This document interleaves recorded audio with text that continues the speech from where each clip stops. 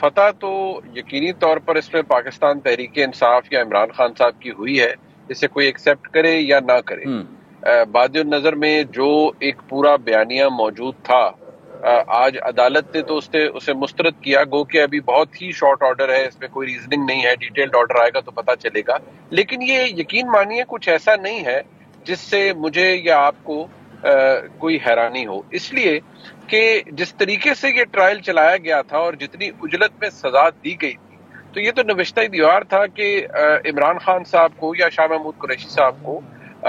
یہ ایونچولی یہاں high court کی سٹیج پر ریلیف ملے گا۔ ماضی میں بھی ہم نے دیکھا میاں نواز شریف صاحب کو سزائیں ہوئیں، ان کی صاحبزادی کو سزائیں ہوئیں، جس طریقے سے سزائیں دلوائی گئی، پھر ہائی کورٹ کی سٹیج پر آ کر وہ ریلیف بنتا چلا گیا اور کیسز کی کلائی کھلتی چلی گئی۔ یہاں ایک ایلیمنٹ ضرور موجود ہے جو میں سمجھتا ہوں اس کا سیاسی ایسپیکٹ ہے، وہ یہ ہے کہ عمران خان صاحب نے سائفر کے معاملے کو سیاسی طور پر تو استعمال کیا،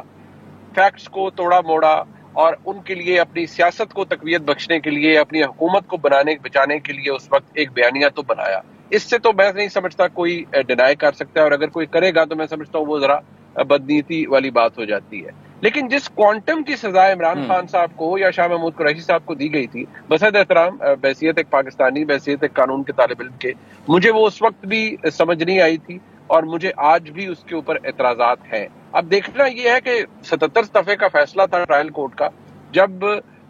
یہ فیصلہ آئے گا باقاعدہ طور پر بریت کا، اس میں دیکھنا پڑے گا کہ عدالت نے کن کن ایشوز کو، کیونکہ ملٹیپل کاؤنٹس تھے جن کے اوپر سزا ہوئی، تو کن کن ایشوز کو ایڈریس کیا ہے اپنی اس ایکویٹل کی ججمنٹ کے اندر۔ یہ ایک امپورٹنٹ میٹر ہے، لیکن سیاسی ایسپیکٹ، سیاسی اگر ایک دلیل ہے تو وہ موجود ہے کہ عمران خان صاحب نے ایک سینسٹیو معاملے کو بحیثیت ایک سابق ایک وزیر اعظم کے، اور شاہ محمود قریشی صاحب نے جانے انجانے بحیثیت ایک وزیر خارجہ استعمال ہونے دیا، ایک سینسٹیو معاملے کو سیاست کی نظر کیا۔ اس سے تو میں نہیں سمجھتا کوئی ڈینائی کر سکتا۔